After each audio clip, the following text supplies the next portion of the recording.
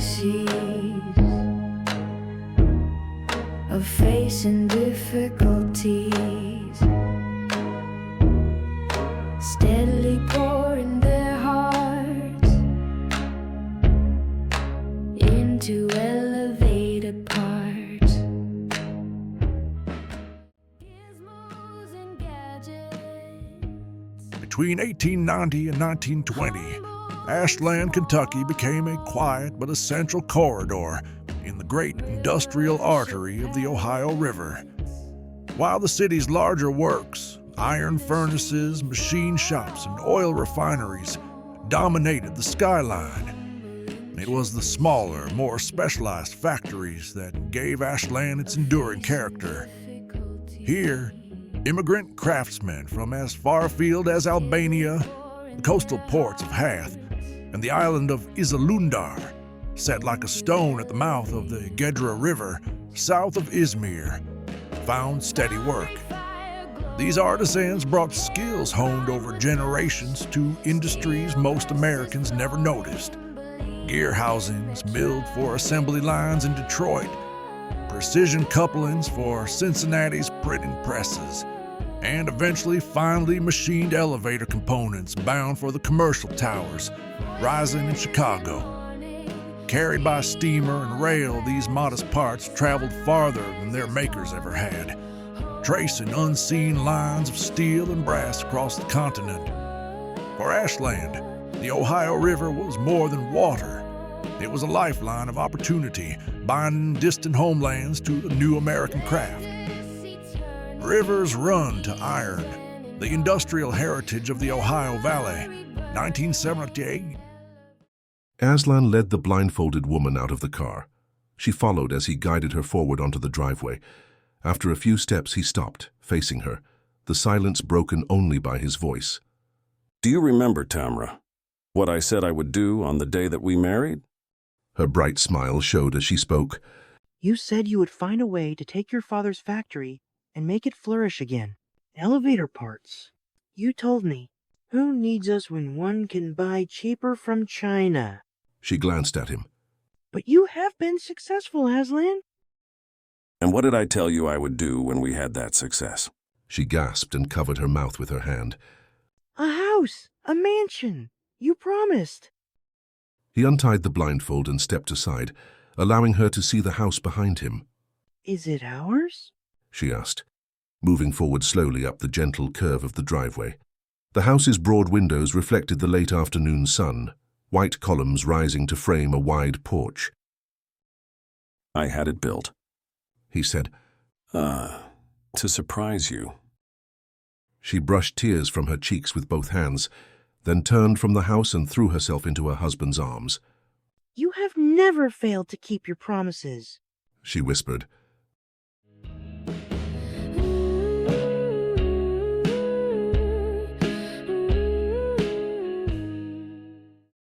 Kat sat on the edge of the cold chair as the door clicked shut behind her. Across the table, the detective settled in, a badge glinting at his belt. Detective Carmody, Ashland PD, he said, offering nothing more. He slid a folder toward her, then flicked his fingers toward a camera hanging from the ceiling near the wall. Everything's being recorded, he added. Please state your full name for the record. She hesitated. Ekaterina Somel. She said, spelling it out carefully for him. But everyone calls me Kat, she added, trying to smile. Detective Carmody studied her for a moment, the faint hum of fluorescent lights filling the silence. Are you comfortable? Would you like some water? He gently slid the bottle toward her. Where were you this evening? He asked, leaning slightly forward. I was having dinner in D.C. with some friends, she replied softly. He tilted his head. D.C., as in Washington, D.C.? That's quite a drive. Kat nodded. Yes. My friend Mandy, her boyfriend, has his own airplane. He thought we'd enjoy having dinner in D.C. Detective Carmody scribbled something, then looked up. And your friend's full name? Mandy Morrison, Kat replied, taking a steadying breath before spelling it out. And her boyfriend? Kat's eyes flickered warily before she answered. Walter Dutournier. The detective's eyes widened. Du Tournier? The Walter du Tournier? He asked incredulously. Kat stiffened, her tone flat. Yes, the same one. His eyes lingered on hers, reassessing the conversation. Then he cleared his throat. Where did you go in D.C.? We went to Pineapple and Pearls. Kat said.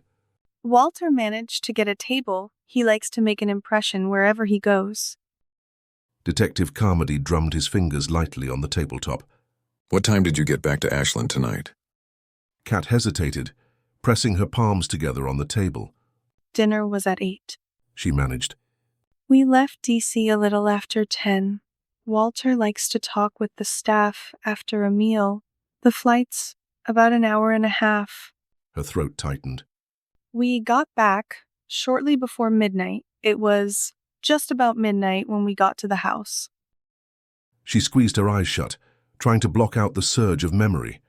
Red and blue lights splashed across the brickwork, the hush of neighbors pressing in, the open front door, and then, her stomach twisted, the impossibly quiet house beyond the threshold. Her breath came shallow and fast. Something cold prickled in her fingers. Detective Carmody said her name, distant now, as the lights and voices began to drown each other out. The table and chairs slid sideways, gravity tilting under her, and then everything went black.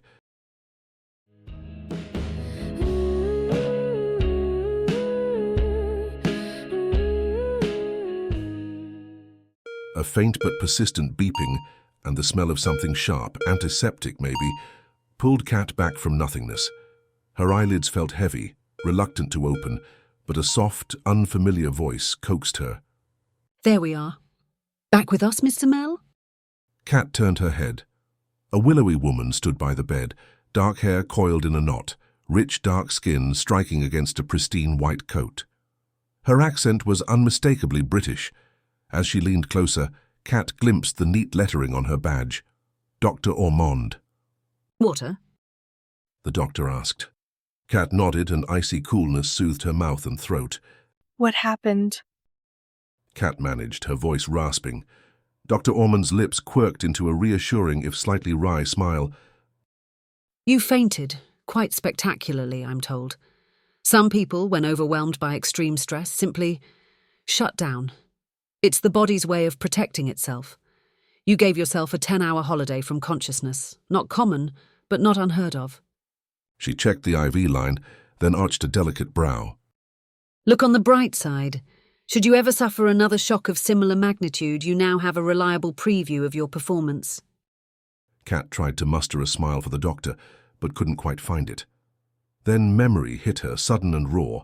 Her parents were dead, murdered while she was jet-setting it up in Washington, D.C. The images came in a rush, lights, voices, the impossible silence at home. Guilt and grief twisted together, tightening everything inside her. Dr. Ormond's gaze sharpened, picking up the quickening, shallow breaths, the sudden tightness in Kat's grip on the bedsheet. She reached out, her voice even softer now, almost meditative. It's all right, Kat. Just breathe with me a moment. In through the nose. Good. Now out. I know it feels like too much. Your body remembers the danger, but you're safe here. Keep breathing just like that. No need to hold anything in, not now. Dr. Ormond waited with her, a steady presence letting the silence become a shelter rather than a weight. The humble intricacies of facing difficulties